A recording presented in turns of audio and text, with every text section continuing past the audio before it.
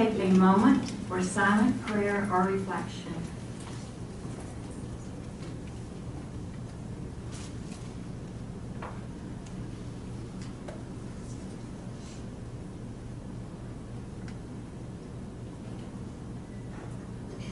Terry. Nicole Cohen. Here. Archana Eliar. Here. John Maston. Here. Lisa Ramon. Here. Kathy Fox. Here. Stand for the pledge, please. I pledge allegiance to the flag of the United States of America and to the republic for which it stands, one nation, under God, indivisible, with liberty and justice for all. We have a call to the public. Go to the podium and state your name. While she is doing that, I will read to you from ARS 38-431.01. Call to the public is meant for items that are not on the agenda. So because of that, the board cannot respond or reply. Mrs. Cohen, go ahead, say your name. Nicole Cohen. Okay. So first, a disclaimer, I realize this is a Fox Business clip. Please don't hold that against me. I do not watch Fox News for my news. My husband does. But I'd like to start my 5 minutes with this minute and 20-second clip. I think it is. If you'll push play.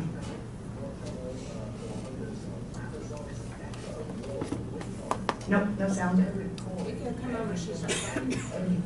Okay, that is exactly right. So the reporter from the Washington Post actually went back. He had a 4-year catchment of what his Alexa has accumulated from his household. I'm going to go over some of the list. Spaghetti timer requests, joking house guests, random snippets of Downton Abbey, a friend conducting a business deal in his living room, and his family discussing medication. Amazon says Alexa is only activated if you say Alexa and then ask a question. But the Washington Post actually put a link and said if you are at all concerned about the data that this machine has been collecting about you, you can go through and do what the reporter did and essentially get all your metadata from the past however many years you've had it, and you can go through. He said he found at least a dozen examples where he specifically did not use the wake word, which is Alexa, and that's when he discovered all of these kind of snippets about his home life.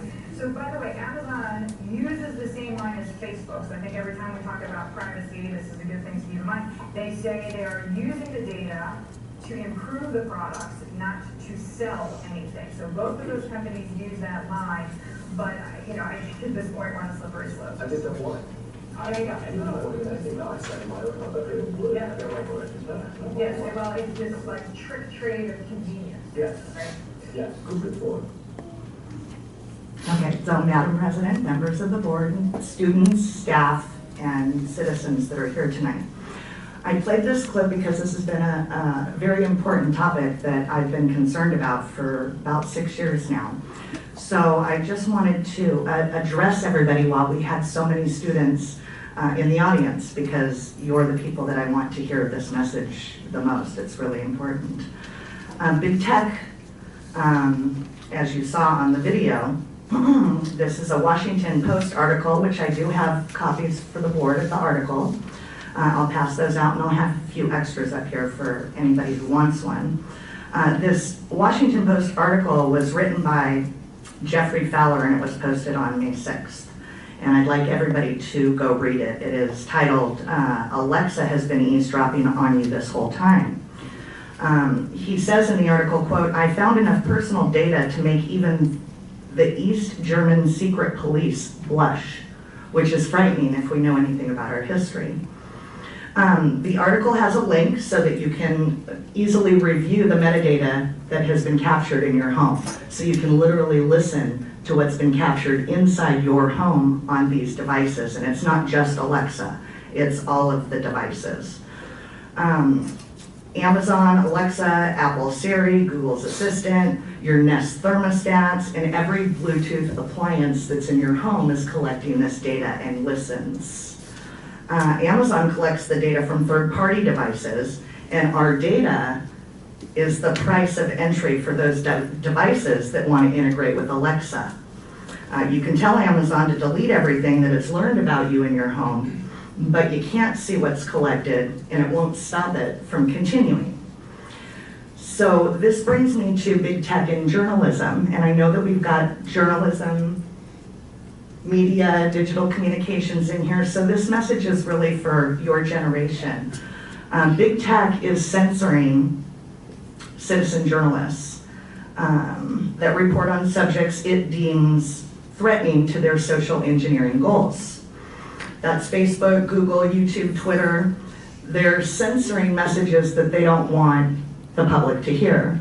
They're violating the First Amendment, they're violating the Fourth Amendment. I'm gonna make it. The power of media, tech companies, and censorship is a reality our next generation should spend some time thinking about. Any one of our students could find themselves attacked by the media, like Nick Sandman, the 17-year-old Covington student, which I hope that you're all familiar with. I encourage our students to seek information other than what's spoon-fed to them by the education industry or by the big tech companies. Examples would be podcasts. I think it's a great educational tool. Jordan Peterson, Dave Rubin, Ben Shapiro, PragerU videos, Prager University videos, Steven Crowder. Those are all great starts. And lastly, I want to encourage those that are in journalism to specifically view the podcast, The Rubin Report, May 3rd, 2019. It was an interview with Project Veritas and James O'Keefe. I think you'll find it stunning. Thank you so much for listening, and I'll pass these out. Anybody who has any further questions, feel free to come up after the board meeting. Thank you. Thank you, Mrs. Cohen. Okay, this is a special night for us. We don't do this probably as often as we should to honor people. We're going to be honoring the students and recognizing students in a moment. First, we're going to start with something that is bittersweet, which is recognizing our retirees. And some of these people I've known and worked with for a long time, and I hate to see them go. So we're going to do this in a different way. What I'm going to do is I'm going to ask the board members to go up and stand in front of your seat, and then we will ask each retiree to come up and get a plaque. And then when I hand you the plaque, I want you to look at the camera. You can show this to your grandchild or your child. It'll be there for 5 years. Legally, those have to be there for 5 years.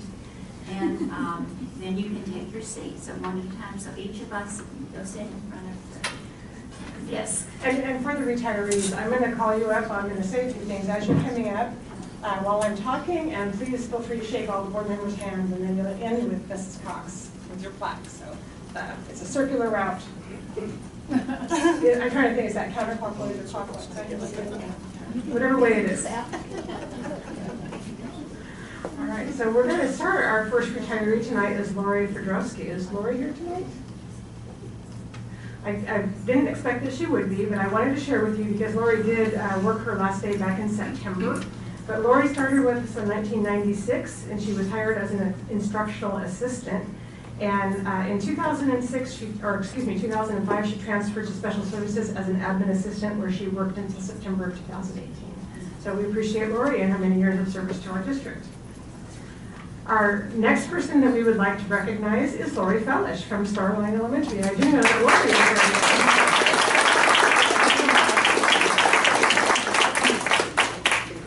very Lori actually was hired as a second grade teacher at Nautilus in 1988, and she transferred to Starline in 1992. What Lori has to say: when Ms. Triossi asked me to write what my plans were when I retired, I thought I'd be the proverbial teacher that I am and start with the letter A and work my way through the alphabet. Well, I never made it past the letter A. A, to be able to do anything I want, anytime I want.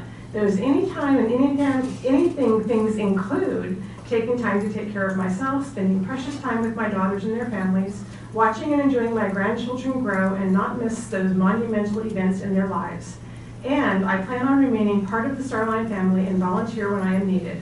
Thank you for making my 30 years with LHUSD a wonderful experience full of enjoyable memories. Congratulations.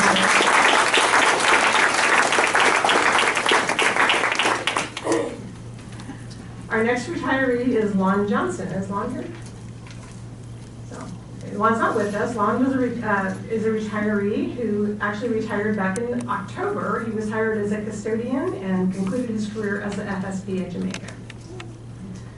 Our next retiree is Peter Sullivan.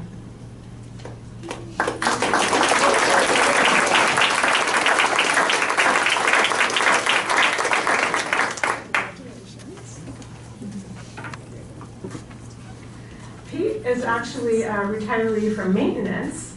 He was hired in 1999 as an educational assistant at Thunderbolt, and then he became their facility service person at Thunderbolt in 2000. In 2010, Pete transferred over here to the district office as our carpenter in our maintenance department. Now, Pete's title was carpenter, but what he really was a craftsman. What everybody talks about with Pete is Pete, this is the actual quote, dude, he's amazing. He can fix anything.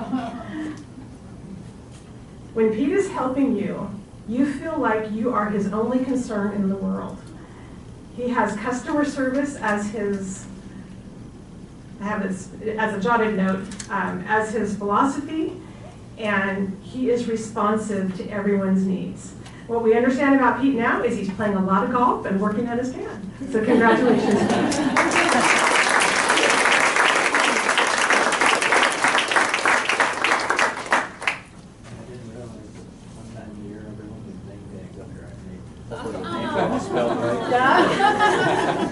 As far as I know, they are. Our next retiree is Cheryl Gomez.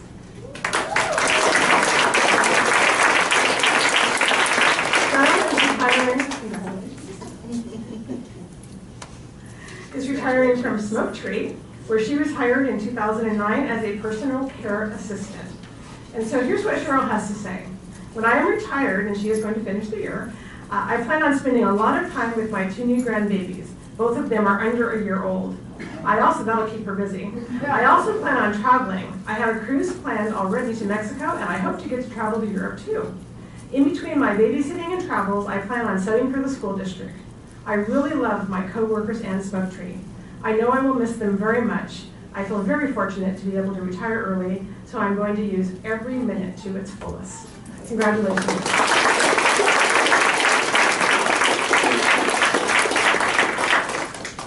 Our next retiree is Doug Paling from Special Services.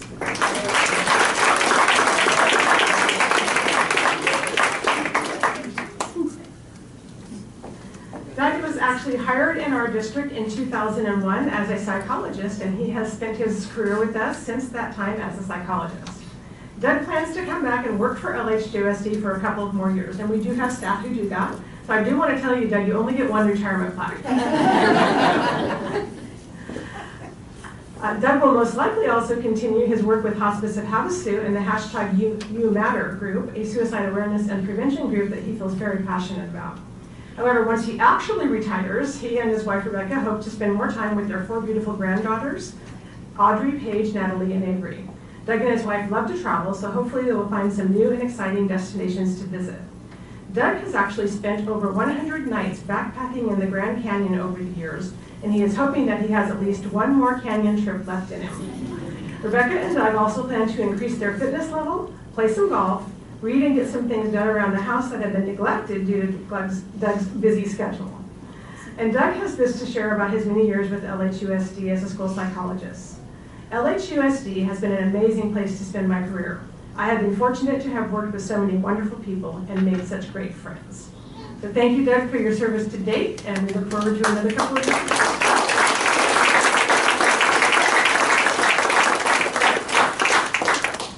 Our next retiree is Dale Sevastakis.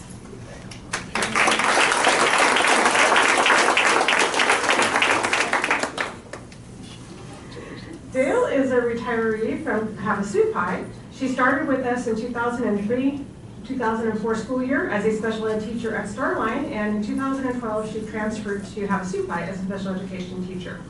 Here's what Dale has to say. Ever since I announced my retirement, people have been trying to find jobs for me. That is true. She says, that isn't one of my plans right now. My greatest luxury will not be setting an alarm. My second luxury will be not having to do anything.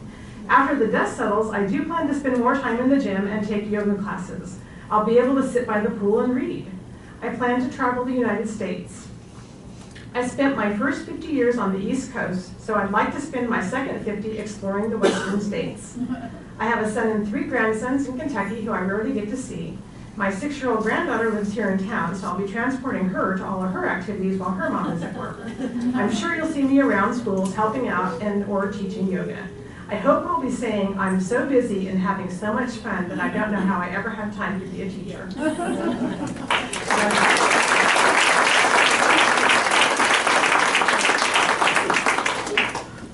And our last recognition this evening is for Kathleen Weber.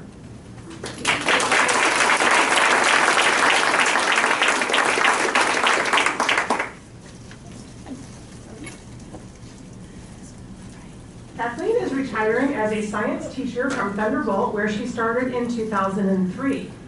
So here's what Kathleen has to say. My 3 young grandchildren are split between here and Las Vegas. My family is all over the United States. I can travel more as well as have lunch with my friends at random times instead of just weekends or school breaks. I plan to volunteer more in the community and tackle home projects. My plans are more yoga, golf, and dance lessons. And then, when I need a 35 at once kid fix, I plan to sub a little bit. Congratulations, Kathleen, and good luck to you.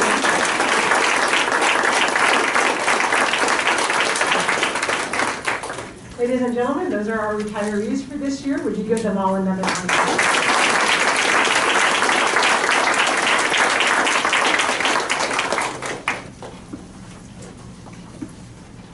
I'm going to call up Mrs. Tompkins.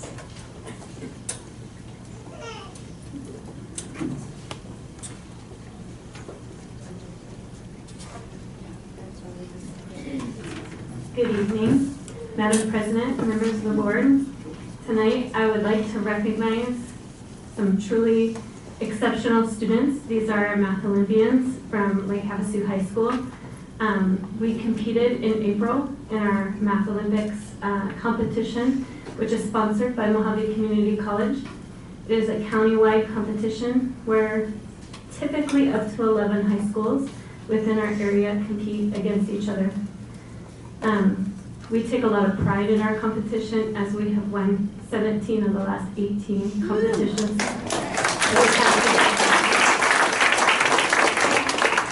I would like to take the time to introduce each of them that contributed to our team and placed within different subject areas of mathematics. So I would like to begin with our gold medalist in Algebra 1, Tristan Garcia.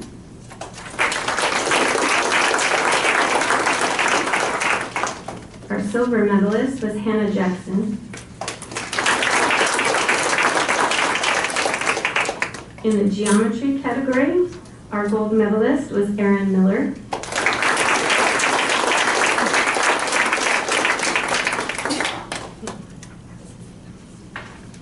With the silver, Logan Vetter.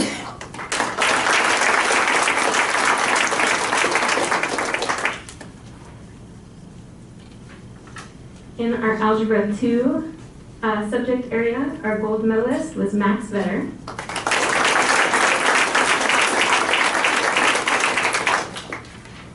Silver medalist, Haley Bartel.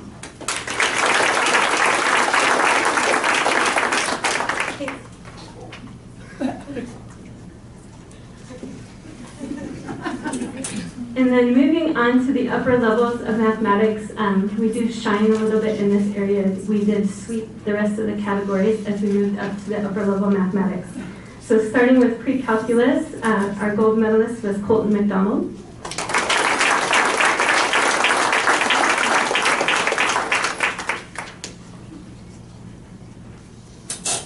Silver was Avery Reed.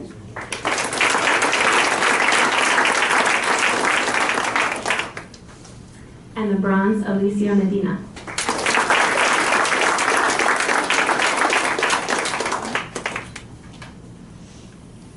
And then my favorite subject, statistics. We had winning the gold, Paul Baca.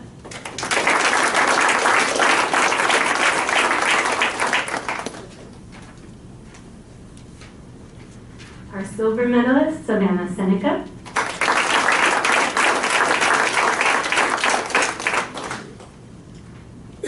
And the bronze, Taylor Thompson.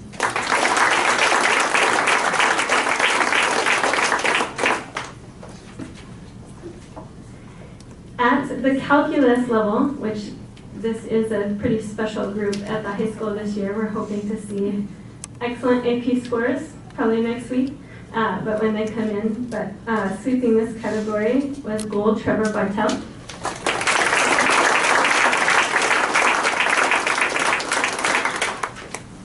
Silver, Tally Birchner.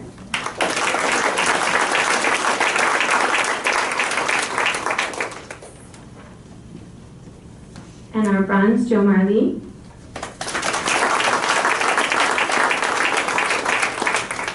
And contributing to our team totals to bring home our first place trophy, we had a few more that placed and participated. So we have Morgan Cross, Lance Urick,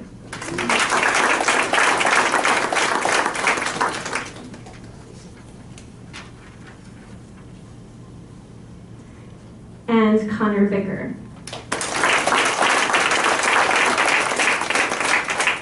These students have spent a lot of time with mathematics during their high school career, but it truly is a reflection. Most of them have been through our system, probably almost K-12. There's lots of teachers that contributed to their mathematical career. We thank them, and I just congratulate them. Thank you.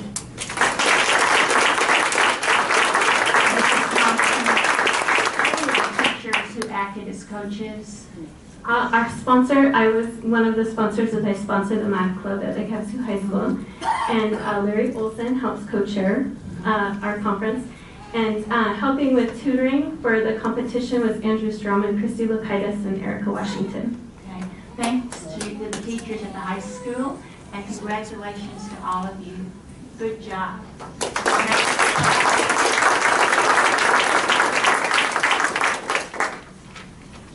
Okay, next, Mrs. Becker, who is the head of our Career and Technical Ed program, to recognize some more students.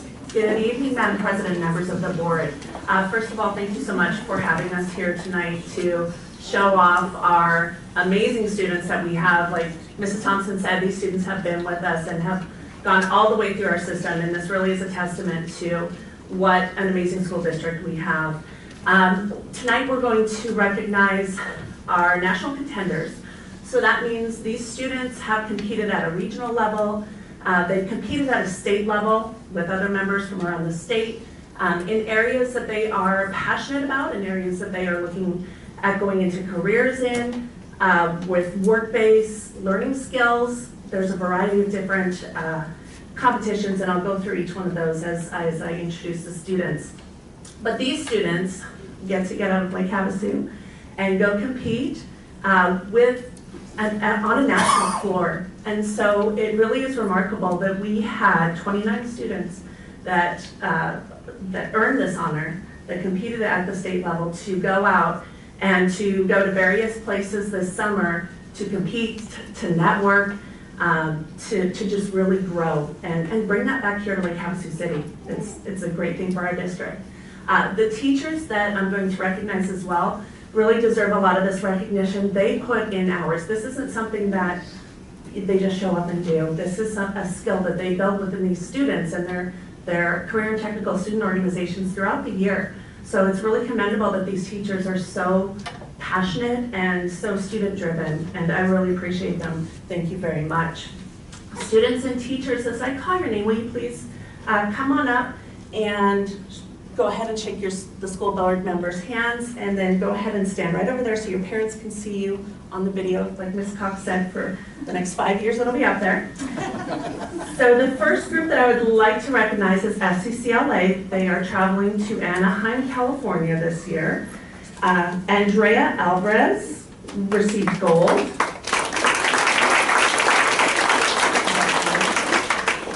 competed in Focus on Children. Emma Roberts also received silver. She competed in Career Investigation.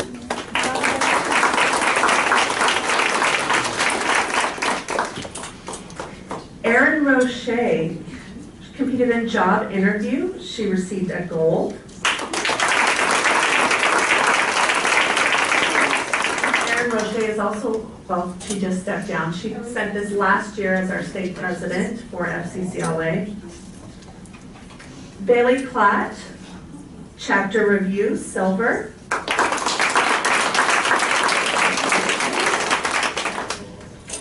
Isabel Klechka, she received a silver in Chapter Review.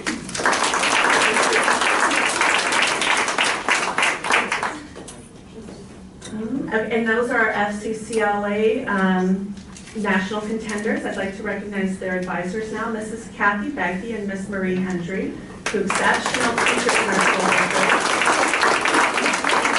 Come on to your group. Mrs. Becker, would you tell the audience what FCCLA stands for? Career? Family, Career, and Community Leaders of America.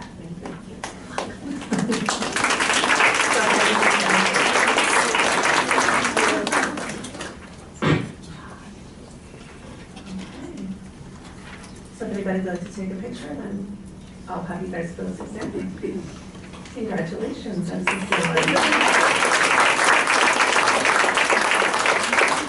Okay, the next group that I would like to recognize is Educators Rising. Vivian Lopez received the 4th place in her competition, Educators Rising Movement. And her advisor is Mrs. Tanya Gray.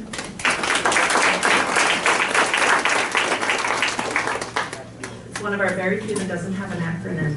Educators Rising.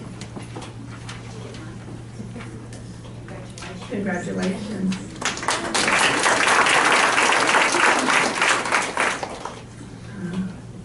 HOSA is next, Health Occupation Students of America.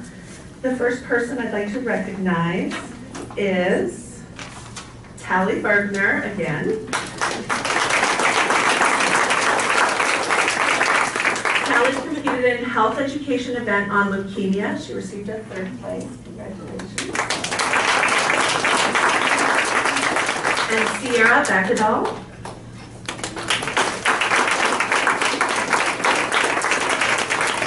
Congratulations. She also competed in Health Education Event on Leukemia, and she received a 3rd place. They worked closely with our FCCLA program, with our early childhood, to combine the healthcare field and early childhood together. Their advisor is Mrs. Jan Esme. Please come on up.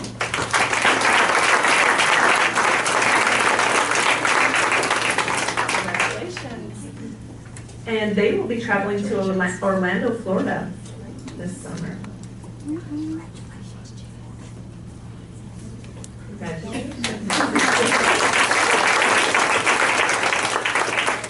And the final group that we have here tonight is FBLA, Future Business Leaders of America.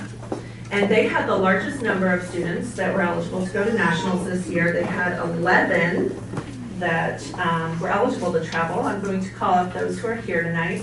The first one is Jaylene Lopez. Jaylene received a 4th place for Global Business.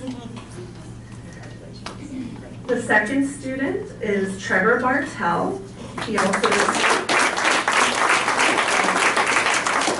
a 4th place in Global Business. Congratulations. Jesus Garcia. Come on up. Congratulations. Jesus received a 2nd place for his business plan competition. The next place is Haley Bartel. She received the 1st place, and Haley, 1st place for Introduction to Business Procedures. And their fearless advisor is Mrs. Laura Denny.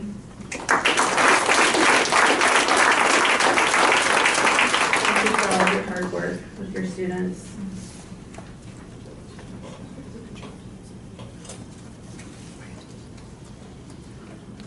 Again, thank you very much.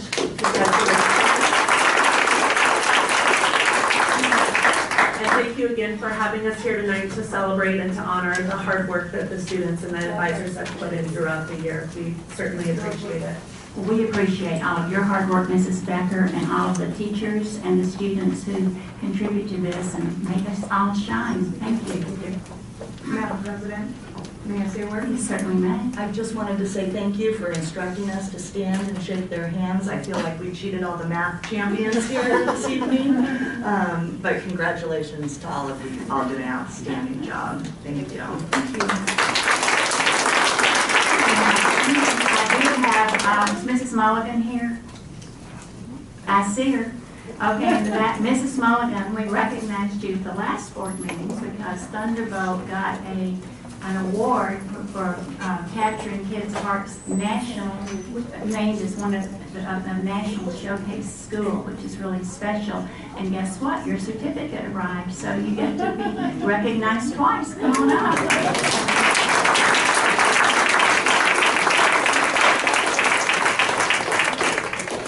I was at the last meeting. Where I was. Wait, congratulations. Thank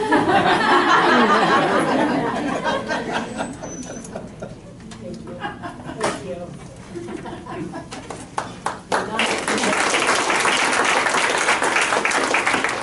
And next, Mrs. Malakowski from LHCBA.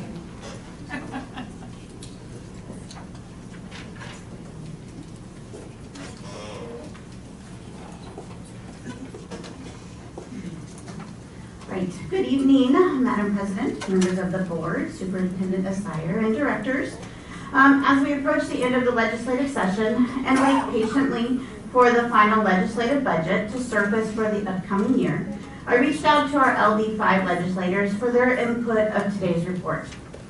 I asked each one to share with me their top 3 to 5 education bills they supported and to share how they felt it would affect LHUSD this coming year. Knowing our legislators were working hard to finalize the budget, I was hopeful to hear from them, but would have understood if otherwise. I am happy to share. I've heard from 2. First, I heard from Senator Borelli. Unfortunately, he wasn't able to share regarding any of the bills because he's focused right now on the budget. But he did assure me that the budget does include K-12 funding. As for Representative Biasucci, he had a few words to say. He wanted me to share with you the following 4 bills. Senate Bill 1318, which would require ADE to develop a plan to screen students for dyslexia risk factors and provide specialist support and resources to school districts and charter schools to better serve students. This has been signed by the governor. House Bill 2176 increases the number of teachers eligible to receive incentive bonuses for students that pass a qualifying exam and receive college credit while still in high school, again signed by the governor. Senate Bill 1184 requires students to receive education on financial literacy and personal finance management as part of the mandated half credit in economics, signed by the governor. And Senate Bill 1014 would decrease the required English instruction time to about 2 hours per day. Many educators believe the existing law actually hurts students learning English because it takes time away from other lessons and time spent with English-speaking peers. This has been signed by the governor. He also wanted me to share. I want to take a moment to thank all of the teachers across the state, especially those in District 5, during Teacher Appreciation Week. Coming from a family of educators, I know firsthand what it means to be a teacher. Early mornings, long days, and even longer nights. Teachers are some of the hardest working individuals I know. I want to thank you, each and every one of you, for doing what you do, and I look forward to helping in any way that I can at the state legislature. And I will close with this. Our children all need great teachers like the ones at LHUSD. You once had a choice, and you chose to teach. And every day, it's our children you reach. You make the difference in the life of each child, those that are quiet and those that are wild. It's the way that you teach. You do it so well. They look up to you and think you are swell. You teach from your heart, that's plain to see. They think you're divine, and we all agree. Please never forget and remember it's true. Our children all need great teachers like you. We appreciate you and we value your time. And if you should forget, please reread this rhyme. Thank you.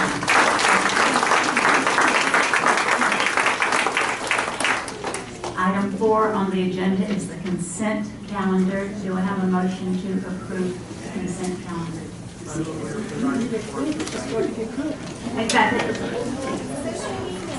Madam President?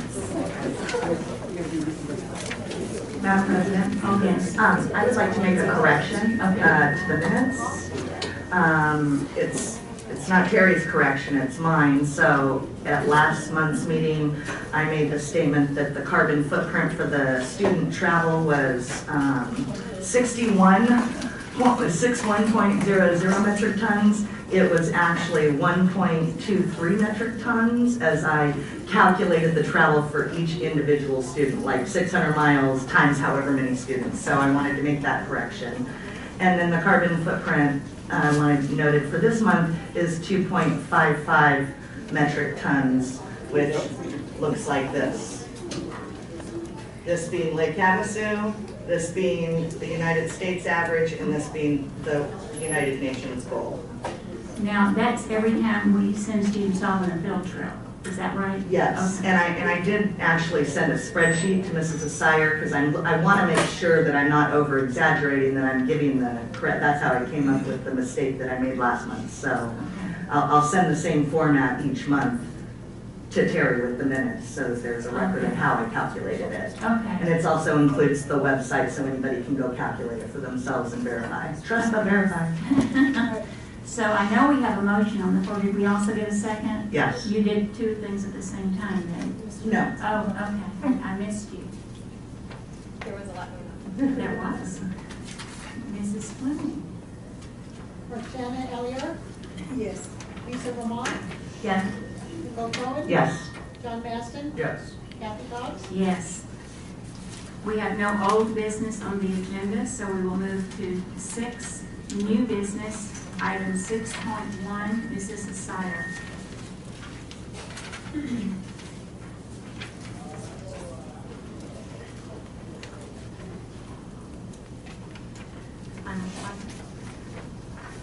Good evening, Madam President, members of the board. It is recommended that the governing board approve the 2018-19 revised budget. It is also recommended that the governing board approve over expenditures in any of the following funds for fiscal year 2019: regular education, special education, and pupil transportation. The revised budget includes adjustments based upon changes that have occurred since the adoption of the budget last July. The revised budget and a summary sheet will be presented to the governing board for review prior to the May 7th, 2019 board meeting. The district does not expect an over expenditure in any of the funded areas mentioned above at this time. However, per ARS 15905G, if there needs to be an over expenditure in any of the funds, we must have board approval prior to the end of the fiscal year. The maintenance and operation expenditures will not exceed the total budgeted. And I do have a presentation to go over the budget. I don't know if you want to do that before or after the motion. Let's go ahead and get the motion. I move we approve 6.1 as presented. Second. Thank you, second. Okay. Mrs. Assire. So you have in front of you two sets of worksheets, or excuse me, two packets of sheets. The first packet for the governing board, and I apologize for the audience, you don't have the entire packet, but we will be showing some of these pages. The first packet is the actual budget submission, and the second packet is the list of worksheets that were utilized in order to develop this budget. So I am going to be referring to pages from both of those as we go through this presentation, but we will also show you on the screen what is there. So the purpose of this is to review the budget, as we are required to prepare budgets, and we also are required to revise our budgets per the ADE, and we are required to submit them electronically once the board has approved those changes. This presentation is going to cover some of the reports that we use, average daily membership calculations, revised budget capacity, and it says questions here, but frankly, if you have questions, I'll try to answer. Mr. Murray may have to follow up with those later. So these are the samples of the reports that we utilized to develop the budget, and I'm not going to spend any time on this because obviously you can't read any of them, but you'll see some pictures that are a little bit larger. And the first section that we're going to talk about is average daily membership. And so this particular slide right here is one of our reports that we get from the state.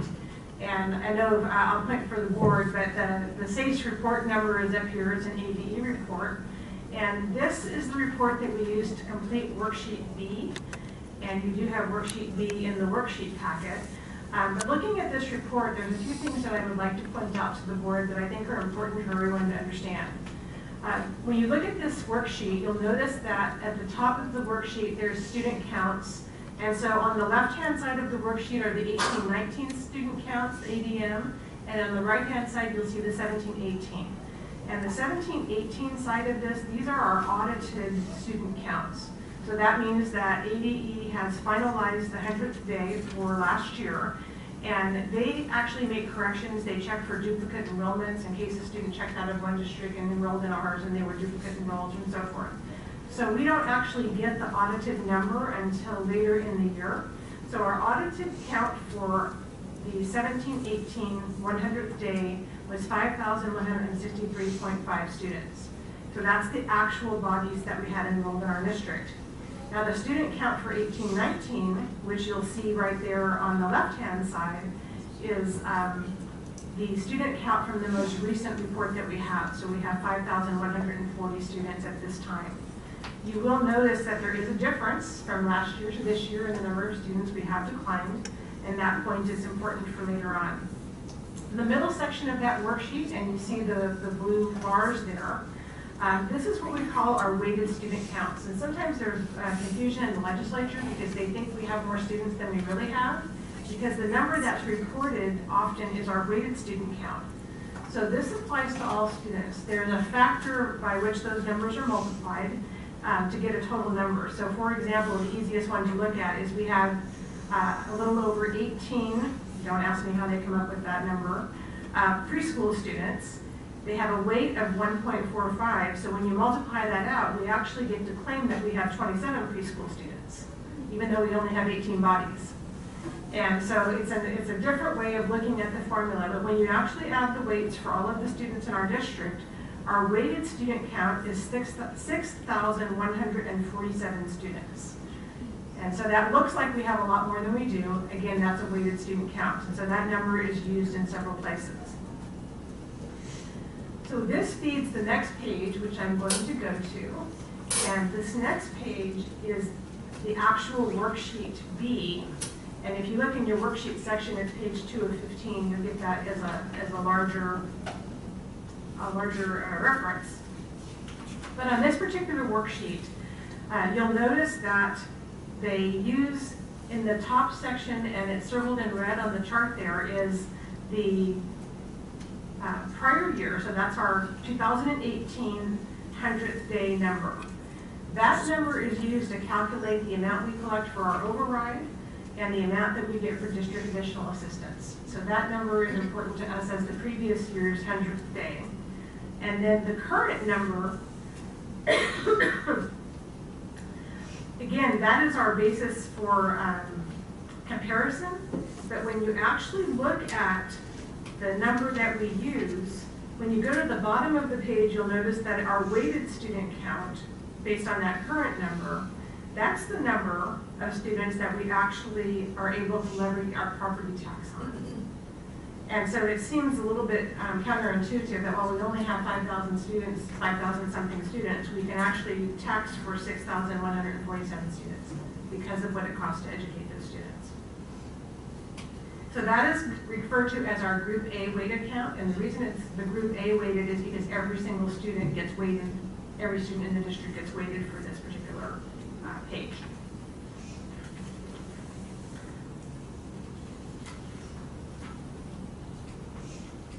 So that's our actual ADM. Then if you look at this one, this is another one of the ADE worksheets. And this report is what we use to complete worksheet C, which is the page after worksheet B. I didn't mean to sound sarcastic on that. I think you were on B. So. Anyway, what this shows you is we have our 6,147 students for our regular weighted count, but then we have an additional number that we apply for students with special criteria. And so those are called our Group B students. So anybody who's in K through 3, we get to have a factor for their reading, and then we have a factor for English learners, we have a factor for our students with special needs. And when we multiply all of those students out, we actually come up with an additional 720.9 students. So when we have our Group A and then we have our Group B add-ons. So those are students that are qualifying for special services. So when you actually look at worksheet C, you will see that our non-audited weighted student count is the 6,147 that I pointed out on that one page. Then you drop down and we add 720.9 students to that for Group B. So we come up with a total weighted student count of 6,868.4 students. This is the number that we use to actually get our budget allocation. So at the bottom of that page, and I know the audience can see a little bit of the highlights there, there's 2 base level amounts that the state provides us. Because we have a compliant teacher evaluation document, we get to use the higher base level. So this year is $4,009. You multiply that times the 68.4 number of students to get our base level dollars, which are $27,539,000 approximately. Then we have a teacher experience index. We get a little bit of an advantage because of our teacher experience. And then we also are able to reclaim our audit expenses. So here that is $41,000. And now we get what is referred to as our base revenue control limit, which is $27,600,846. I'm not saying the exact number. So this is our revenue control limit capacity, which this is essentially the maximum amount that we are allowed to budget for. We can't budget for more money than we're actually going to get, and the state tells us this is the amount we're going to get. The next page is an ADE report, and you can see Mr. Murray's made some notes on this particular one. I have some notes on mine as well, and a couple of things. This is how we calculate our district additional assistance dollars. And so I had to look at this, even though he went over with me, I had to look at it again so I could explain it. So when you look at the top of the line where it says district additional assistance, we have our preschool numbers, we have our K through 8 numbers, and we have our 9 through 12 numbers. There's a factor by which those are multiplied, so you can see that for preschool and K-8, the number is the same, $450. So we get that number, which is totaled at the bottom in the first 2 columns up there, the 12,000 and the 1.5 million. And then for our 9-12 numbers, that number is multiplied by 492 because it's a little bit more expensive to educate high school students. And so we get a little bit of additional calculation there. So for our high school students, we qualify for 838,000. So the total amount on the right that we qualify for is $2.4 million for district additional assistance. Then, and this is something that's interesting in the middle of the column, they take our 100th day from last year, last year, and they take our current enrollment and they look to see if we've grown or if we've shrunk. So we actually have shrunk, which you noticed between those numbers. And so since we actually are not equal or greater than we were last year, we get to keep the factor as 1. So we don't have to reduce that number, but we don't get to increase it. And so when you look at the chart, you'll notice that the number here and the number here are identical. And that's because we are not increasing our enrollment. So each year, as we grow or as we shrink, it does get smaller, but you don't see that in the next year, you see it in the following year. So our exact number dropped down are the same numbers that you saw up above because of that factor. So then again, you add those up, those are still the same number. Then when you look in the right-hand column, we have that Mr. Murray's pink highlighting. The high school, we get a factor for textbooks. So they give us $69.68 per student for textbooks for the high school students, which, as you all know, won't buy a textbook. So we have an additional $118,000 that we get for textbooks for DAA. So that's where you see that highlighted number that he wrote, $957,301. That's how much we get for the high school. Then what they have, as you look down, is the DAA adjustment. For those of you who, it's right down here, it says DAA adjustment, and there's a negative number there. Because the state is not fully funding, that is the amount that we take away from what we are entitled to. And what that leaves us for the preschool through 8th grade is $502,000, and for the high school is $388,000. For a total of $890,971 that we are actually going to receive in district additional assistance. So this number is how those numbers are calculated. This page, excuse me, is how these numbers are calculated. And then we actually see those because this worksheet populates worksheet H, which is page 7 in your worksheet group. So this is the calculation for DAA. Again, those same numbers going across the top, you can see those. And the factor of 1. And so those numbers right there are the numbers that we actually are entitled to. But when we actually take the reduction for the high school from, it becomes $388. For the elementary level, it becomes, let's see, it shows up there, very good, $502,000. When you add those two numbers together, you will note that before the allocation and after the allocation is what the actual amounts that we are entitled to.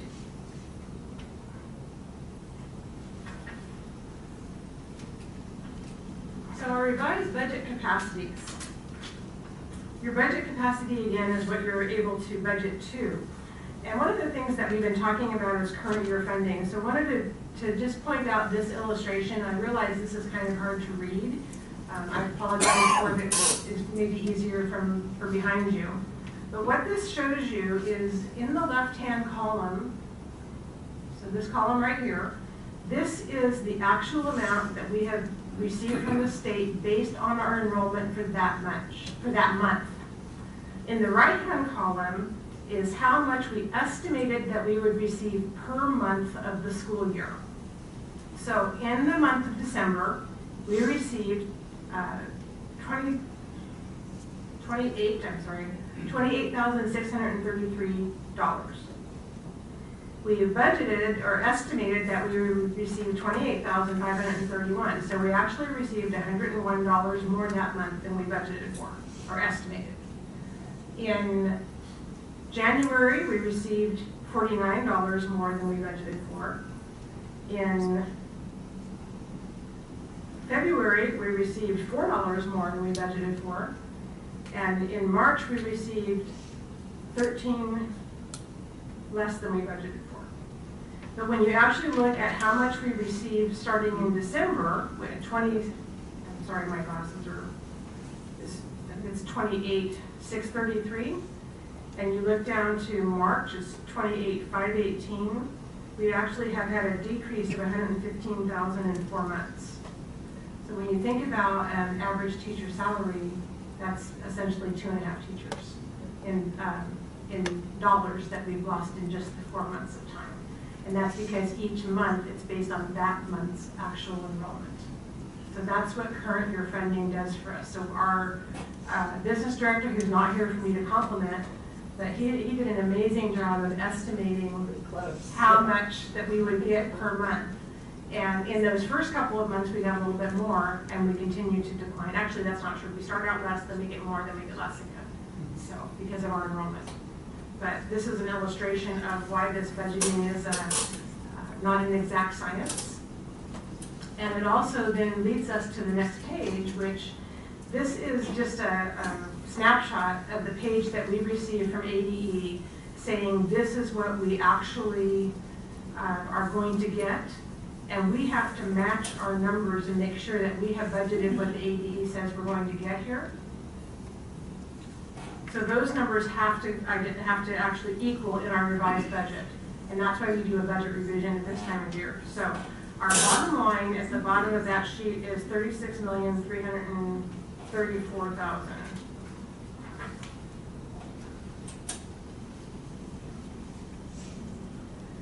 Right, this sheet is page 7 of the actual budget. So this is not the worksheet, this is in your actual budget packet.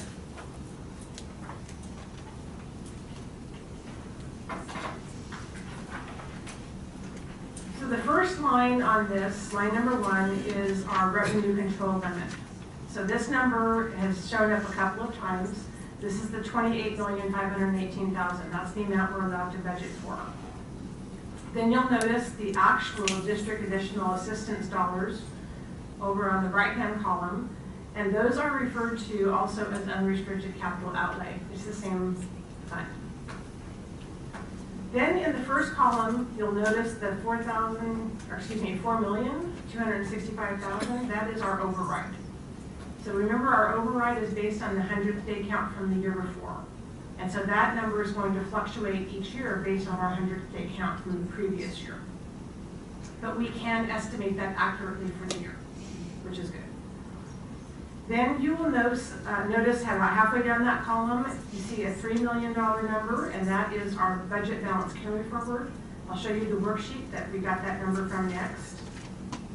Towards the bottom of the page, you'll notice a minus $16,000. This year, we were identified for an ADM audit, and they found from the very first year that we moved from Power School to Synergy that we had some duplicate enrollments, students that were transferred and counted twice, so we had to pay back $16,000 to ADE for those. So our final funding allocation that we calculate is $36,334,866. And that exactly matches what ADE said we were going to get. Those have to match. And of course, our DAA dollars. So to calculate these numbers, worksheet E is the top half. This is our revenue control limit. These numbers you see, we do receive $901,000 for transportation. And then on the bottom half of this page is how we do our carryover. So we receive our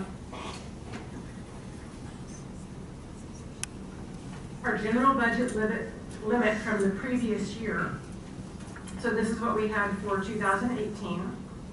And then in October, once all of our finances, all the POs have been paid, everything is settled out, we actually run our actual expenditures. So in this particular year, our budget was $32.6 million. Our actual expenditures were $29.3 million. So we had a $3 million carry forward. And that was what gets plugged into the actual budget. So our carry forward, and I do want to spend a little bit of time on that, but I'll do that with the next page. The next page is page 1 of 8 in your actual budget document. So this is the first page with a page number, and you have a bigger version of it. When we look at the categories under which we budget, we have to say this is how much we believe we're going to spend. And so we budget, when we budget for our staffing, we budget for the maximum entry-level salary for all of our positions. And the reason for that is if we hire a person who has the education and the experience, that's the amount we're going to have to pay them. If we end up not hiring that, we have a little bit carried forward because we haven't spent everything that we budgeted for. If we have a position that we don't fill on the first day of school, so we have some time where we haven't paid somebody, then we have budget carried forward. We also have sometimes places where we've had to hire a long-term sub because we haven't been able to fill a position, and so the difference in that comes out in our carry forward. And then the other thing I would mention is when we budget for our raises as a 1% for what is 1% going to cost for all staff. However, some of our staff are actually paid for out of grants, so out of federal funding and other state funding. And so we don't really spend all that we've identified as the 1%. And we budget for it anyway because we have to know, should that grant funding go away, what would we have to come up with in order to grant those raises? So there's a number of reasons that we have carry forward. And I would also say in the past, prior to my coming at least to the district and Mr. Murray, some of that was used before the end of a fiscal year to actually make the payment for the trust for the following year so that it didn't look like we had carry forward. So for what that's worth, that's not illegal to do, but it is a little, it is not open in how we're actually spending our dollars for revenue purposes. So the last thing that I would like to point out on this page is the salaries column is 6,100. The employee benefits column is 6,200 there. If you go all the way to the bottom, you budget as total expenditures, you can see there that it's almost $30.9 million between salaries and benefits. Then in the third column over is our purchase services. So this is where we actually have all of our substitute teachers. This is where we have all of our contracted staffing, and we have to have contract for speech therapists. So you have another $3 million there. So out of our budget, about $33 million of it is going to salaries and benefits, is budgeted for salaries and benefits out of the 36. That is also where all of our substitutes come from. So as you're looking at this, so we spend about $2.7 million in the day-to-day subs, the long-term subs, and any other. I think I said that already. So, sorry. I have little notes everywhere. And so that is our budget revision, and you can see along the right-hand column are what we're looking at for fiscal year 18-19, which is the year we're in for our revision. And if you have any questions here, I'd be happy to try to answer them as well. Any questions or discussion? Impressive. Okay, Mr. Murray did an amazing job on this. It's a lot of work. So I would like to share for the board and for the audience that our budget is posted on our website. And for anybody who wants to see any of our budget documents, and particularly this document that we went over tonight, you can go to our website, click on Finance, click on Budget Reports, or Budget and Financial Reports, and all of these lovely documents will pop up for you to review. Superintendent side. Yes, sir. First and foremost, our thanks to Mr. Murray, or at least my personal thanks to Mr. Murray. This is amazing, especially when you see how close the forecasting actually is reality. Second, on carry forward, is that a budget number carry forward, or is that actual cash?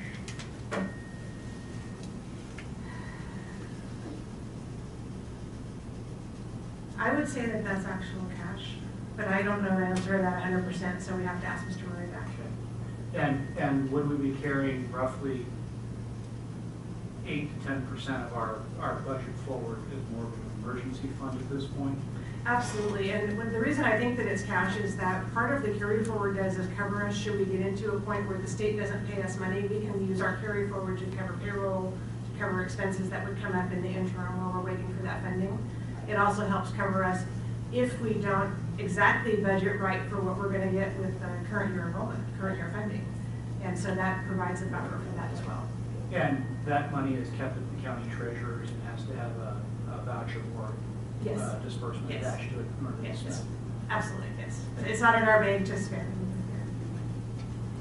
Anybody else? And I will add to that you approve our budget report monthly and know as a board what we are spending money on and have the opportunity at any time to ask questions about that money.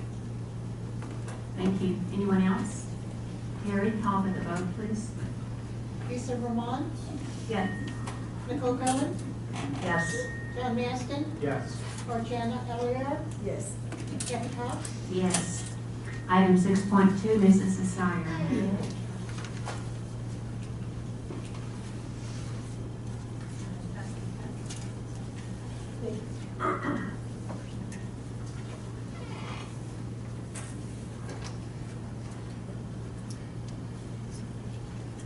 Madam President, members of the board, it is recommended that the governing board approve Rachel's Challenge as the sole source and to approve the attached agreements for services with Rachel's Challenge for a total cost not to exceed $40,000.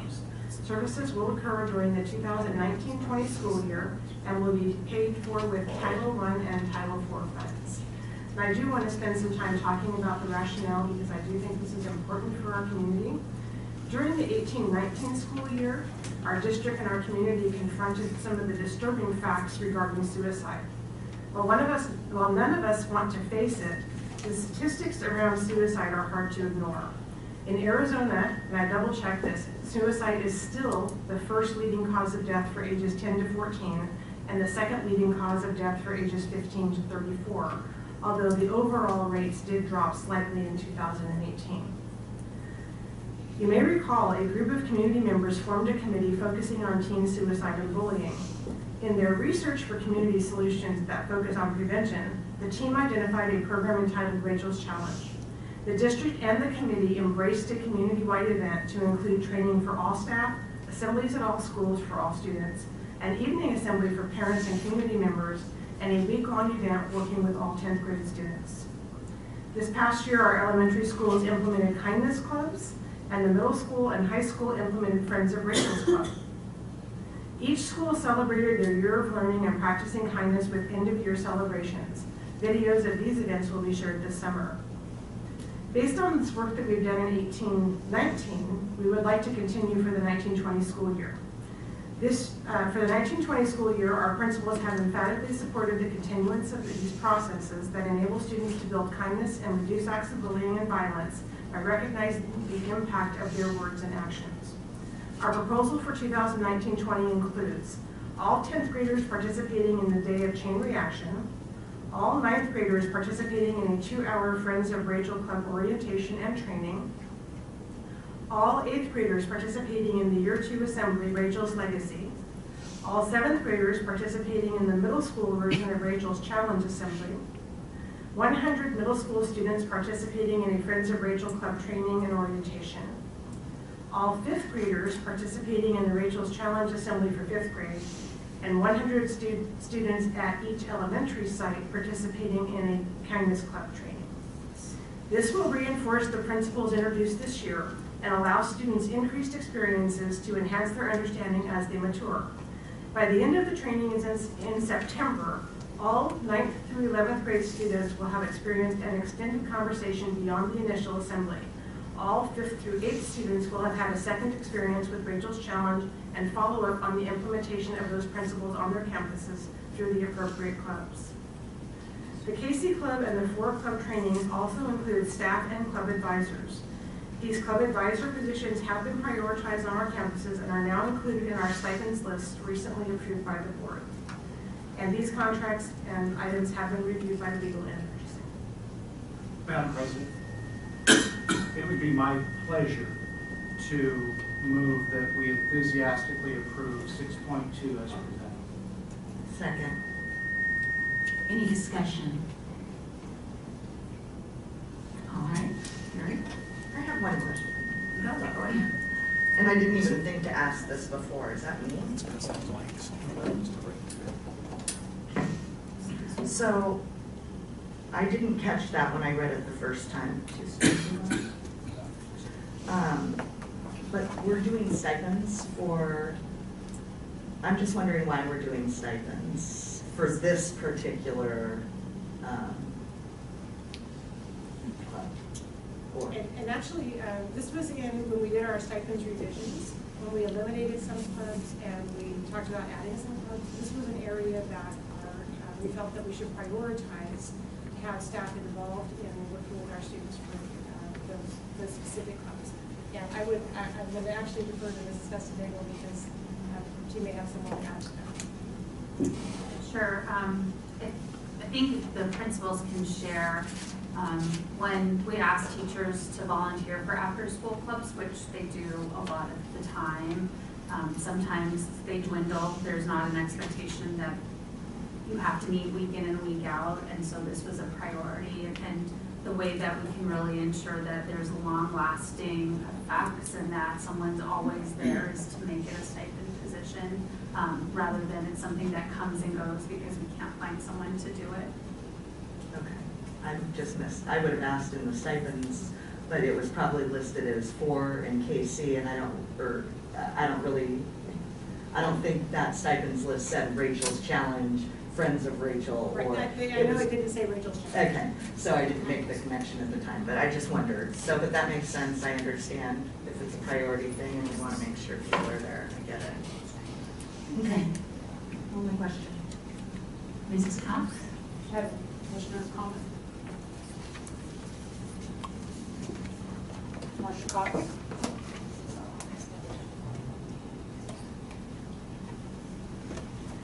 I wanted to thank the board for considering approving this, and also to just remind you or give you an update on the carry forward of the volunteers for the committee that's helping with this. We've already started having meetings and getting set up, and I so much appreciate Mrs. Asayer's ability to be able to find Title I and Title IV money, I believe, and just the inclusion of the students in addition to the 9th or the 10th grade students, and the vision of what you have there. To me, I just thought that was wonderful. But we've also had volunteers that are helping with the advisory groups for the kids, and we have some. We're trying to keep it so that we've got some funding going forward for a couple of years, because what we found in the districts in the different states that we contacted that quit using Rachel's Challenge or had to stop having Rachel's Challenge in their districts, it was the funding. And we just don't want that to happen. And with this momentum, and we have some great support in the community, so because this isn't going to be a full-on year, and we know that the year after that would be one that we would involve the community, but we already have commitments from restaurants that are already going to take care of all the food. And we've got some really good ideas for some fundraisers and things that'll be very community-wide and community-oriented. So thank you again for everything that you're doing, but the community's behind us too. And many thanks to Mrs. Cox and Mrs. Cohen, Mrs. Asayer, and if I'm missing anyone else, lots of people. Lots of people. You three come to mind right at this moment. And you got this launched, and it's continuing. Thank you very much. I think that's a good point, ongoing fundraising, even if we don't need it this year, so long as it's dedicated in a lockbox for the future, in case, Thomas Massey's bill may pass someday and we may end the Fed, the U.S. Department of Ed, and we may not have Title I and Title IV funding, so. Actually, that's true, and Title IV is iffy at best. Right. And so that's where we've been funding our community action grants, because we can't use Title I for the high school. As Mrs. Parks was thinking, I also would like to thank the high school, and I know Mrs. Williams is here as well. She and Miss Presley were instrumental in helping to say we can do the entire 9th grade class, because we have an extra day that week with our chain reaction people coming in. To have that be such an exciting opportunity for all of our 9th graders and all of our 10th graders to get touched that same week, I think it's going to be powerful for our high school. Thank you. Thank you very much. And Terry? Nicole Cohen? Yes. John Maston? Yes. Anna Eliar? Yes. Lisa Roman? Yes. And Kathy Cox? Yes. Item 6.3, Mrs. Vestadale. Madam President and Governing Board, it is recommended that the Governing Board approve the staff moving from non-continuing status to continuing status for the 2019 school year, and the list is attached.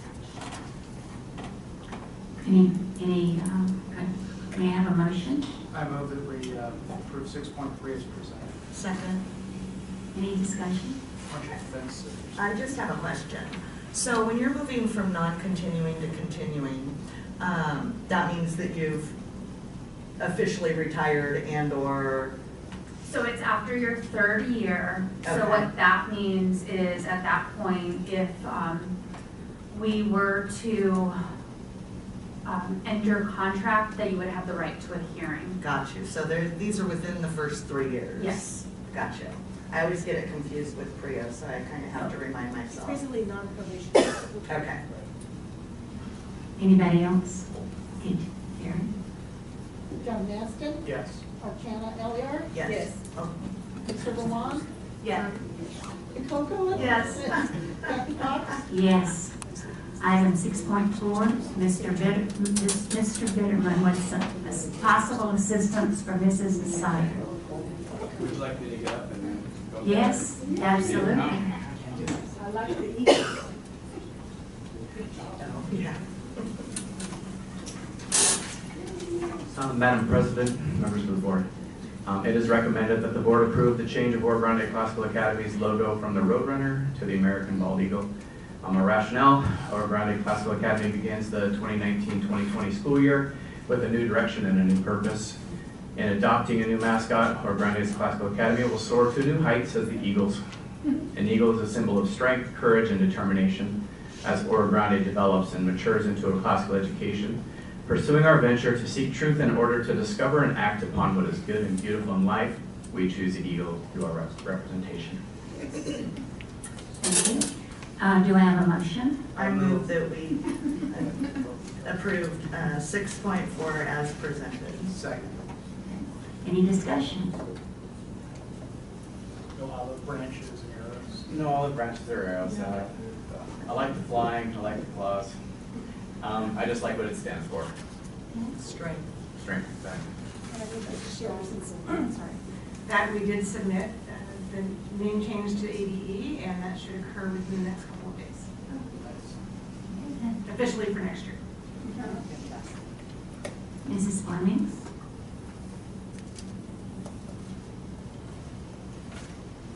Archana Elliar, Yes. Lisa Roman, Yes. Nicole Cohen, Yes. John Maston, Yes. Kathy Cox. Yes. 6.5, Mrs. Walter. Madam President, members of the board, it is recommended that the governing board approve the renewal of the memorandum of agreement for Wade Cog Head Start for the provision of preschool special education services for the period of August 1st, 2019 through June 30th, 2021.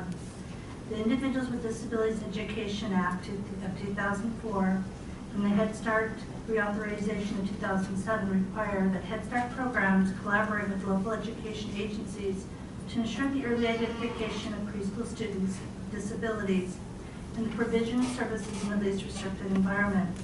Approval of the renewal of the memorandum of agreement outlines the expectations and guidance that will enable the district and Wade Cog to continue to work collaboratively to better identify at-risk preschool students and provide support and services in the least restrictive environment in a cost-effective manner. This agreement has been reviewed by legal. Madam President, I move that we approve 6.5 as presented. Do I have a second? I second. Any discussion? Carrie? Lisa Roman, Yes. Nicole Cohen, No. John Maston, Yes. Archana Elliar, Yes. Kathy Cox, Yes. Item 6.6, Mrs. Wolf. Madam President, members of the board, it is recommended that the governing board approve the renewal of the memorandum of understanding for Wade Cog Head Start collaborative kindergarten transition activities for the period of August 1st, 2019 through June 30th, 2021. The Improving Head Start for School Readiness Act of 2007 requires that the Head Start programs collaborate with local education agencies to ensure the orderly and smooth transition of children from Head Start into appropriate kindergarten programs in their local community. Approval of the renewal of memorandum of understanding outlines the expectations and guidance that will enable the district and Wade Cog Head Start to continue to work collaboratively to better support students attending Head Start transitioning into kindergarten. This agreement has been reviewed by legal. I move we approve 6.6 as presented. I second. Any discussion?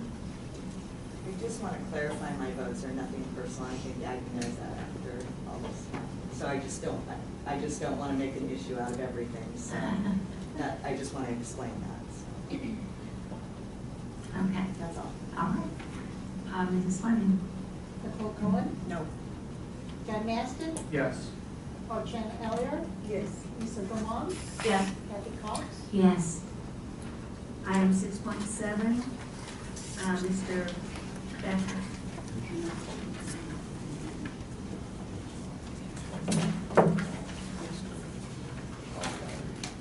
Madam President, members of the board, it is recommended the governing board approve the 2019-2020 high school student handbooks, both the Lake Havasu High School Handbook and the Lake Havasu High School Athletic Student Handbook.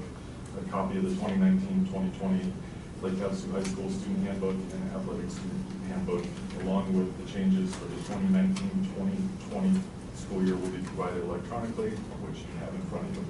Before you go through it, we did make two mistakes. One was we did reorder the governing board as appropriate. It was in our notes how it didn't get changed. I have no clue, and then we missed two of our websites changing it to the .org, so we did make those changes that are not in the copy.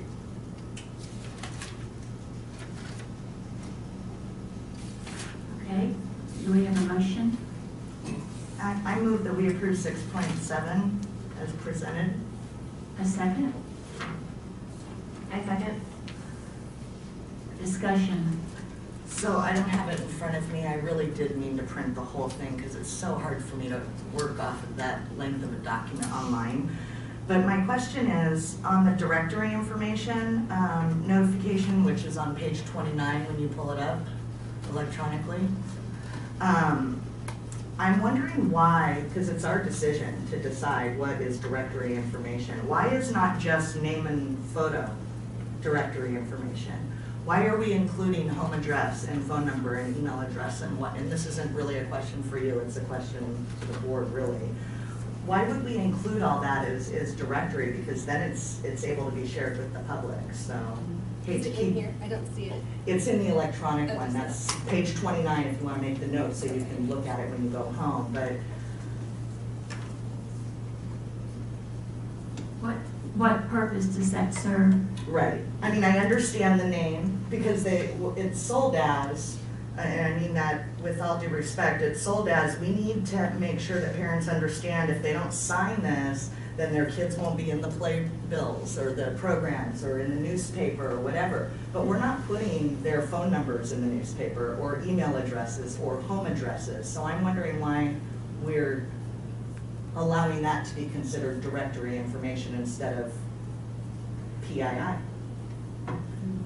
don't know if anybody else, I do not know the answer to that. I would assume that it's in board policy and need to check that. I do know that in terms of certain types of information when we get requests, there is, and I don't know, we've talked with Tosca before about what's considered directory information legally, but whether or not we have to consider all of that for our directory information is what I don't know, so. Okay. Find that out. And I don't know if I was aware of this information before, I may not have been, but I believe it's within our purview as a board to declare what we consider internally as directory information. So maybe that's just something that we could revisit, and that's just something that caught my eye. I can add to that a little bit. Okay. I think that it's district driven, and I believe we changed it about 2 years ago and removed some of the information that we were releasing. So I think it was about 2 years. It's probably board policy, Yes. so we probably need to revisit that policy, but I don't want to say, yes, I know that's true. Well, we did talk about it a couple years ago, I remember, with Michelle Burke, was really working on the FERPA issue and, you know, researching and whatnot, but I think that it would be nice to review this. Because that goes out to all of our students, kindergarten on up, and I just don't think, although weight and height, I know was probably important for sports, so maybe that would be.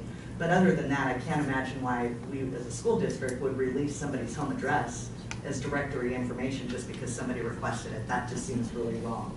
I do think that that is part of what they use for college and military recruiting. And they request directory information as addresses, is that? But our kids are all doing that through career counseling and CAP and all the stuff. So, I mean, to release that information in batch form doesn't seem necessary anymore if the kids are involved in their own college prep. You know what I'm saying? But that may be the answer to the question. So. Okay, we'll follow up. Thank you. Anything else? Okay. No more discussion, questions, comments? All right then. Terry? John Maston, No. Jan Alliar, Yes. Lisa Roman, Yes. Nicole Cohen, No. Kathy Cox, Yes. And then item 6.8, Mrs. Asire.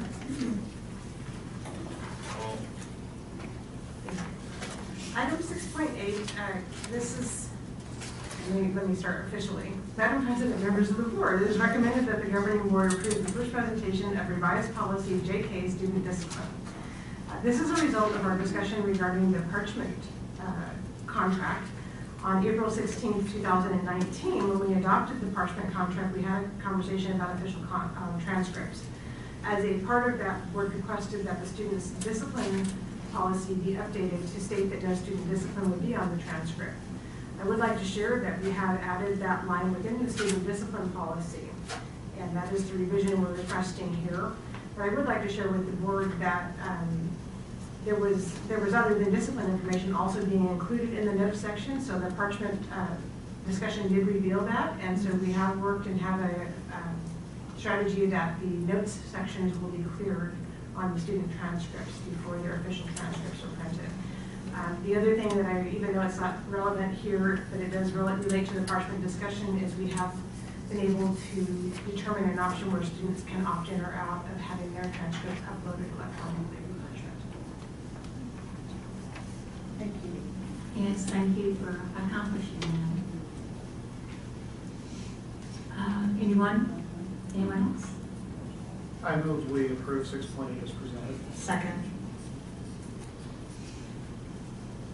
Any discussion? I just want to thank Mr. Becker and Ms. Mesta and Ms. Sire for really looking at this and making sure that that was right for our kids. I really appreciate it because it passed the board and we didn't have to go back and look at that, and I appreciate that.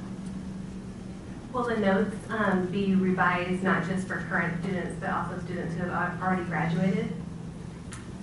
I don't believe so. So Do you know the answer to that?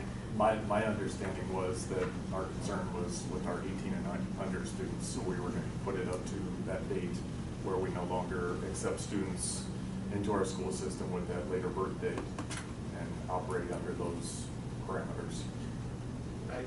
I think one of the problems you run into as well is once you've got the official transcript, it's the official transcript. So can you go, let's say somebody graduated last year, can you go to somebody who graduated last year and edit that official record once it's been published? And is that a proper thing to do? Personally, I would have problems with that.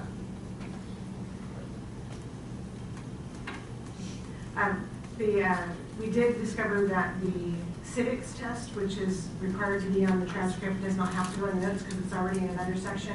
The next item that's required that will probably go on the transcript, which will probably be on the notes section, is the CPR. So all of our students will have to take CPR, so we'll note that on the transcript. But other than that, those are the only real requirements of what needs to be in that transcript. Anybody else? Okay, Carrie? Archana Elliar, Yes. Lisa Roman, Yes. Nicole Cohen, Yes. John Maston, Yes. Kathy Cox, Yes. Item 6.9, Mrs. Vestabago. Madam President and Governing Board, it is recommended that the board approve the first presentation of revised policy GCBA, professional staff salary structure. In order to be qualified to teach gifted and talented class currently offered at Starline Elementary, teacher must obtain a gifted endorsement. Under the new Arizona Department of Education Title II rules, the Havasu Unified School District cannot use Title II to pay for any of the courses. Title II funding can be used to pay for hard-to-fill recruitment stipends. This is a critical and difficult-to-fill position. So we're not able to pay for the courses like we used to be. However, Title II funding can be paid for the stipend. And so we're proposing, since it is difficult to find the teacher, that we're able to, instead of them having to pay for the course, we'll pay the stipend for the 1 year. Thank you. Do I have a motion? And so I have a request, we just, in this second reading, we missed 2 lines when I talked with Michelle Yuso about dates of payouts that we will be removing if it goes to a second reading, that has dates of when the payouts would be, that say that the payouts will be in August and January. And so we would remove the specific dates in case something were to happen. It's very difficult when exact days are in board policy. We've been finding that. Okay. So do I have a motion to approve the first presentation of item 6.9? So moved. A second? Seconded. All right, any discussion? Mrs. Fleming? Lisa Roman, Yes. Nicole Cohen, Yes. John Maston, Yes. Archana Aliyar, Yes. Kathy Cox. Yes. 6.10, Mrs. Vestadeva. Madam President and Governing Board, it is recommended the Governing Board review the first presentation of revised policies GCCA sick leave, GCCB, and GCCBR religious leave. GCCC leaves us absent without pay, GCB, GDDR, and GDDE vacations and holidays. Per the auditor's request, LHUSD is seeking to eliminate the awarding of earned time off in increments in which it cannot be taken. By moving to a system that gives time off in half and full day increments, employees will be able to use time off they have earned.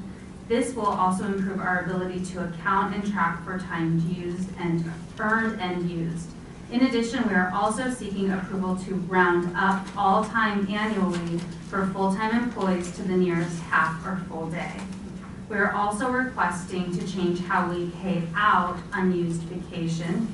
There have been a number of employees who have either left this year without giving notice, have been let go due to conduct, or have not worked their final 2 weeks, yet unused vacation have been paid out.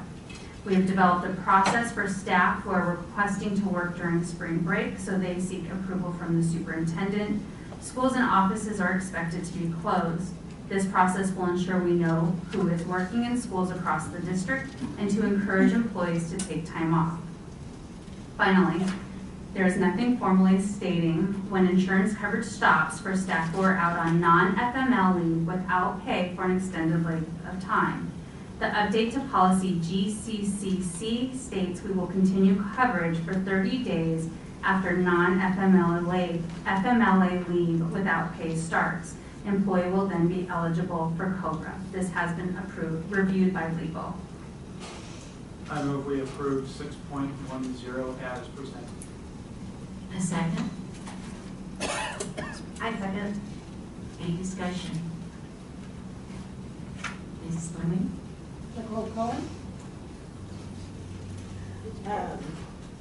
I'm gonna have questions, but I can email them to you. To be honest, I spent no time on this action item from the time we got them, so, No problem. yes. John Maston, Yes. Archana Aliyar, Yes. Lisa Roman, Yes. Kathy Cox. Yes. Now, the next item, 6.11, is the one where we get to approve the vouchers and student activity funds and auxiliary funds. And you're thinking when we hit this item that it's winding down and it's time to end. But this time we've added, after 6.11, 6.12. And I'm not going to tell you what it is. If you don't have the agenda, you'll have to stick around and wait. So 6.11 would normally be Mr. Murray. And it is going to be Mrs. Assigner. No, it's still Mr. Murray. We'll call him if he's in that if you have any questions. Yes, thank you.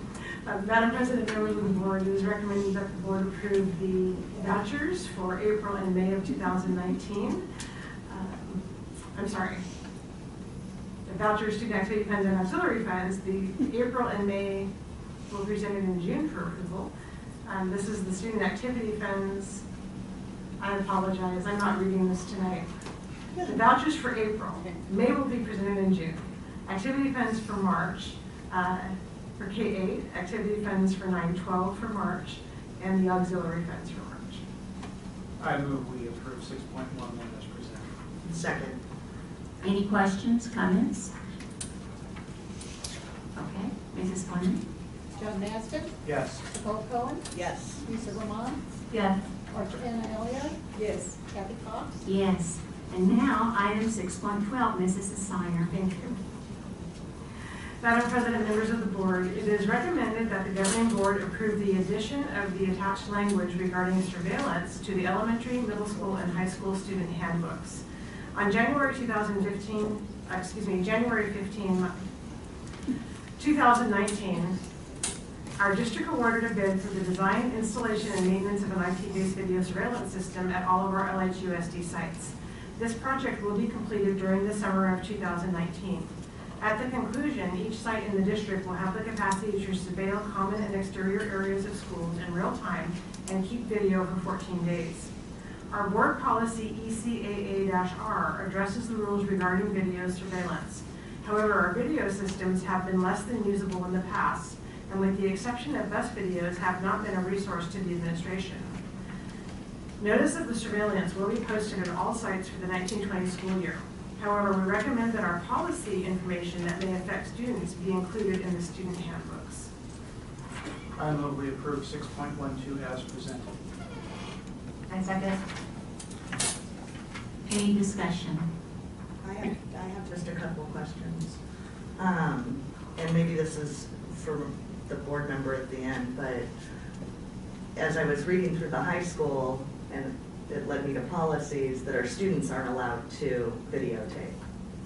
They're not allowed to use their phones to videotape anything. Or even if something is captured on videotape, and this is for the administrators, that you're not allowed to view that videotape and use it, the context of it, to make a decision. Like, it's like, I don't know what happens, but it seems to me that we might have a conversation about that if we're gonna be, I just don't wanna be talking out of both sides of our mouths when it comes to our kids. If we're gonna encourage technology and bring your device to school and something is captured and it has to do with discipline and it provides the whole context where you don't have to rely on somebody's words, then maybe we should talk about that.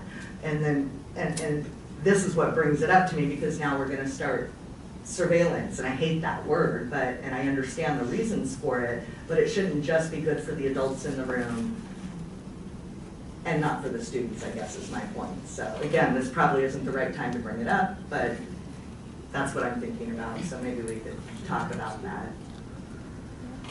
Anyways. Okay, I have a question about this. It's a little different. I understand that we are going to have cameras on the field, around close to the track, so that we can keep an eye on what's going on there. What's the status? That's what Mr. Murray told me anyway. What's the status of that installation? The cameras will hopefully be installed in all of the schools prior to school starting. So okay, so those are going to wait until the high school installations. Okay, fine. Anything else? Okay.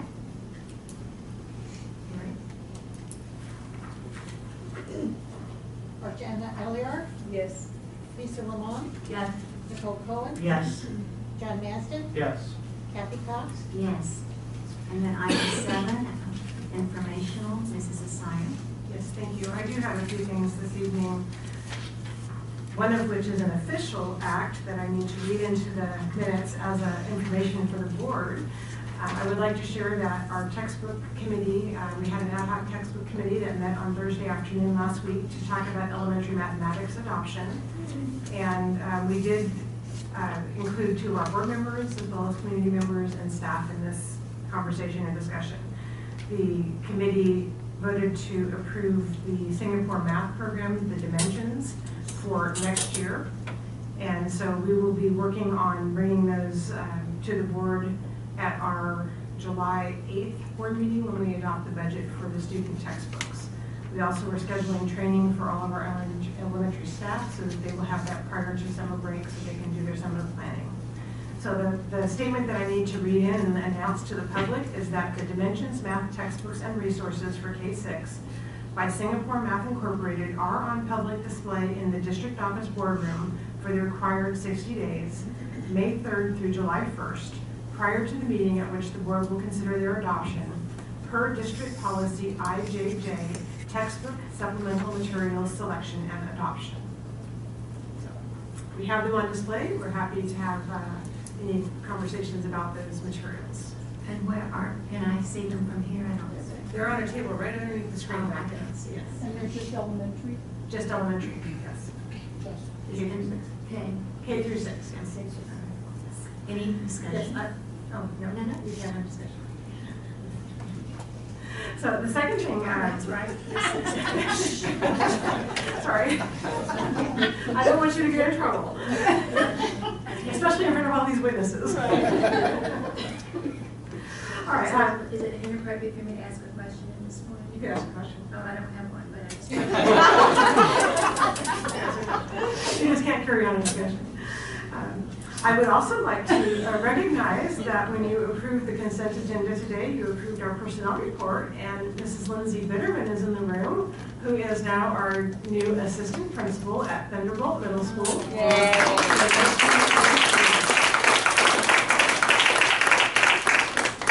I don't know, do all of you know who Lindsay is? Would you stand up? Please? I was standing up. Thank you. Thank you. Congratulations.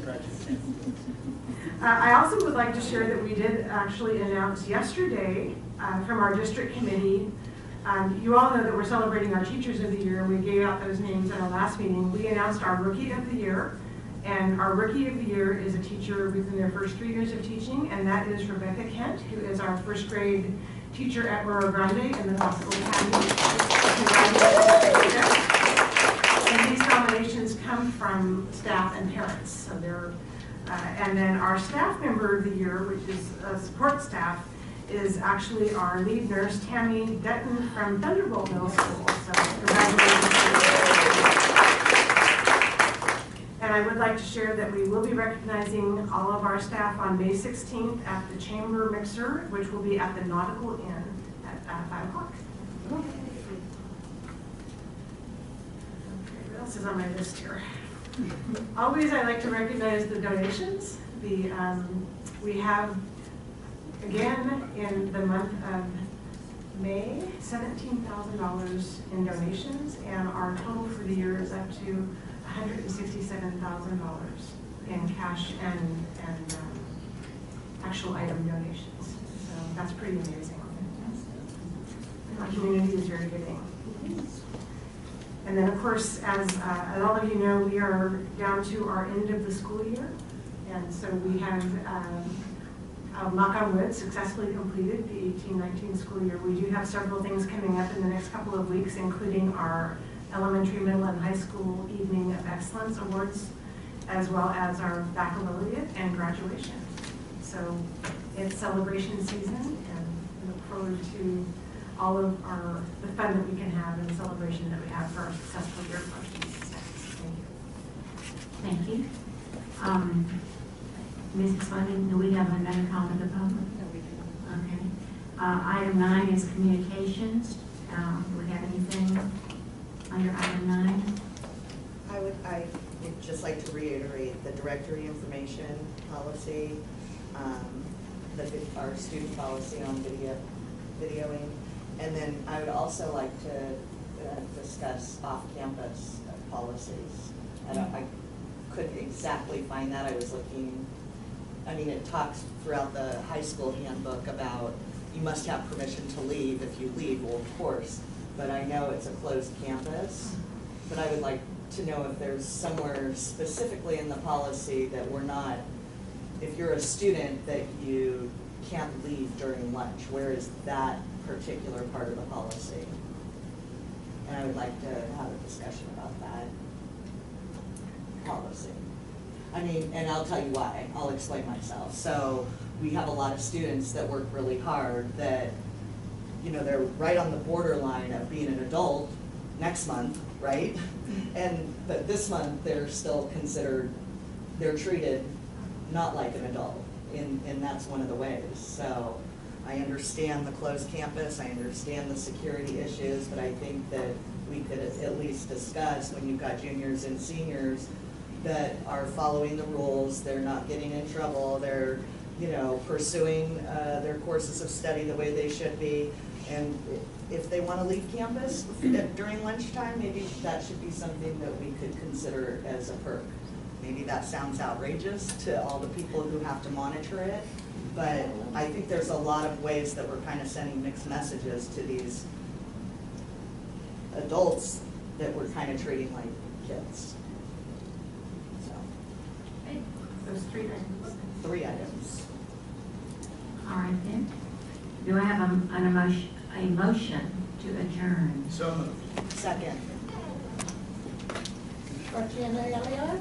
Yes. Lisa Lamont? Yes.